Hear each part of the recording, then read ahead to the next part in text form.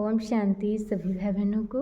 आज प्यारी बाबा के मधुर महावाक्य हैं 28/2/2025 प्रातः मुरली। ओम शांति बाप दादा मधुबन। बाबा बोले, मीठे बच्चे, शांति चाहिए तो अशरीरी बनो। इस देह भान में आने से ही अशांति होती है, इसलिए अपने स्वधर्म में स्थित रहो। बाबा कहते शांति चाहिए तो अशरीरी बनो। इस देह भान में आने से ही अशांति होती है, इसलिए अपने स्वधर्म में स्थित रहो।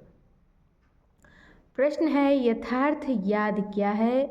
याद के समय किस बात का विशेष ध्यान चाहिए? बाबा कहते कि यथार्थ याद क्या है? याद के समय किस बात का विशेष ध्यान चाहिए? उत्तर में बाबा ने बताया है, अपने को इस देह से न्यारी आत्मा समझकर बाप को याद करना, यही यथार्थ याद है। अपने को इस देह से न्यारी आत्मा समझकर बाप को याद करना, यही यथार्थ याद है। कोई भी देह याद ना आए, यह ध्यान रखना जरूरी है। बाबा कहते कि कोई भी देह याद ना आए, यह ध्यान रखना जरूरी है। याद में रहने के लिए ज्ञान का नशा चढ़ा हुआ हो। बाबा कहते कि याद में रहने के लिए ज्ञान का नशा चढ़ा हुआ हो। बुद्धि में रहे बाबा हमें सारे विश्व का मालिक बनाते हैं। हम सारे समुद्र, सारी धरनी के मालिक बनते हैं। हम सारे समुद्र, सारी धरनी के मालिक बनते हैं। गीत है, तुम्हें पाके हमने जहाँ पा लिया, जमी तो जमी आसमां पा लिया।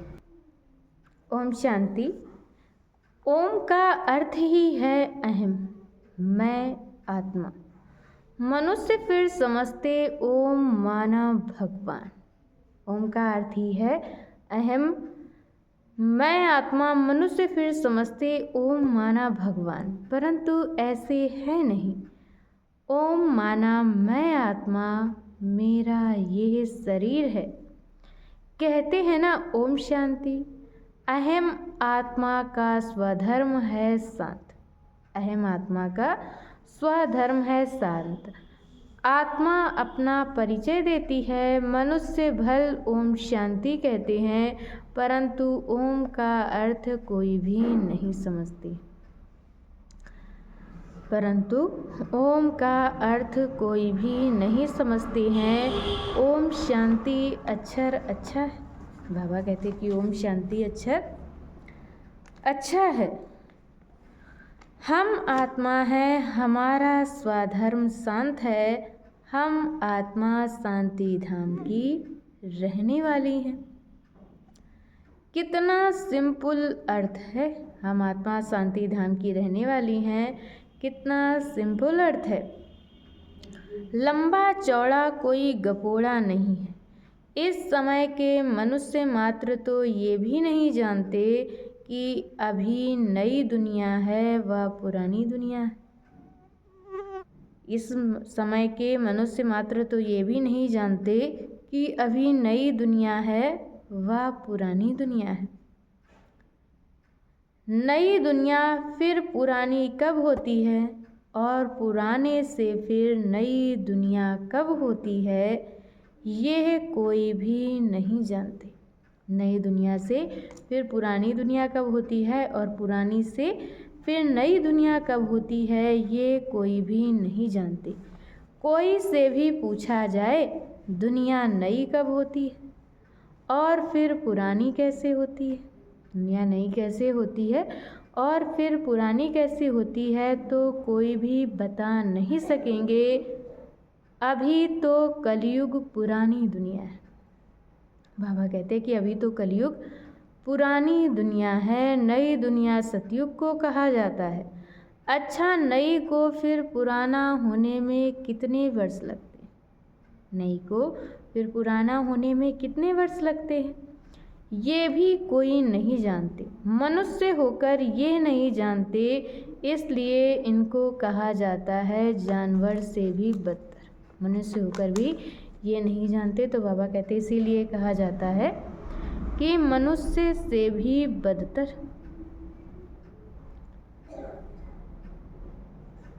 जानवर तो अपने को कुछ कहते नहीं, जानवर तो अपने को कुछ कहते नहीं, मनुष्य कहते हैं हम पतित हैं, हे पतित पावन आओ।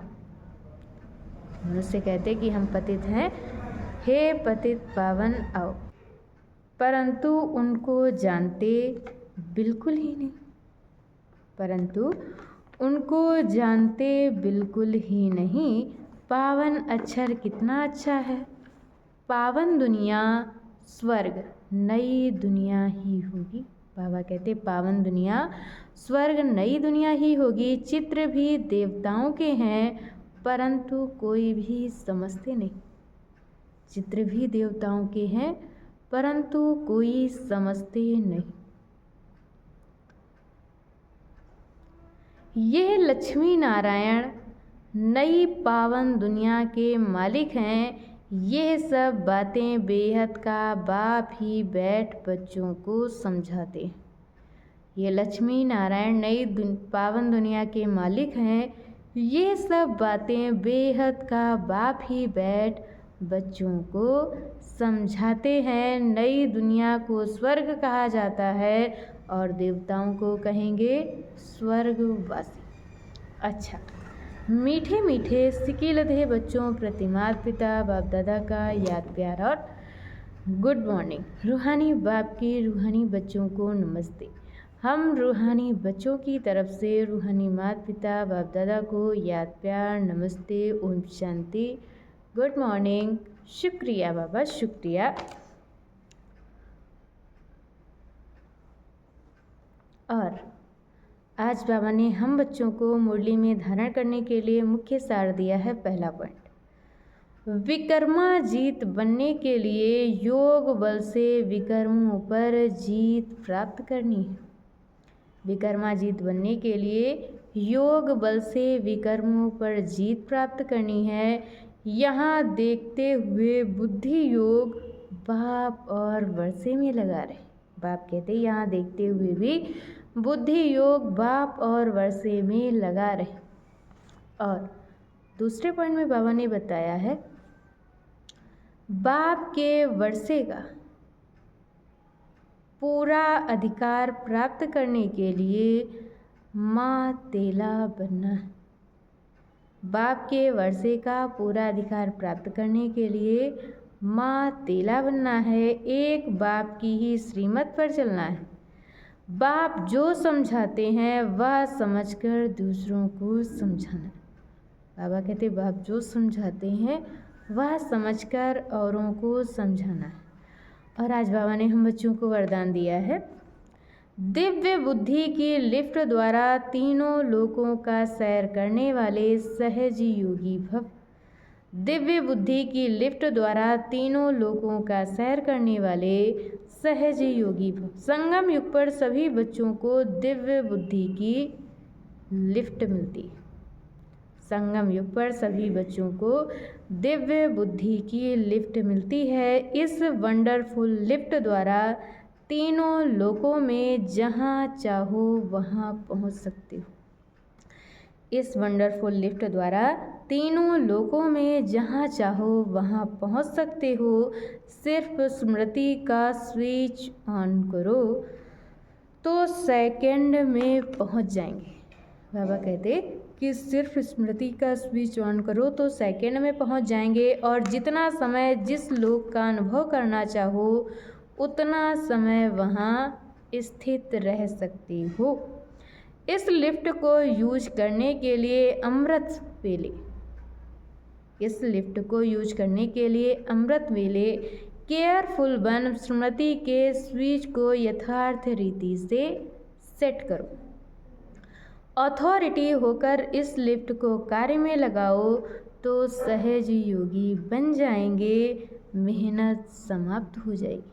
तो फिर सहयोगी बन जाएंगे और मेहनत समाप्त हो जाएगी।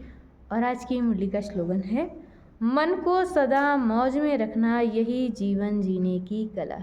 मन को सदा मौज में रखना यही जीवन जीने की कला है। अच्छा, ओम शांति।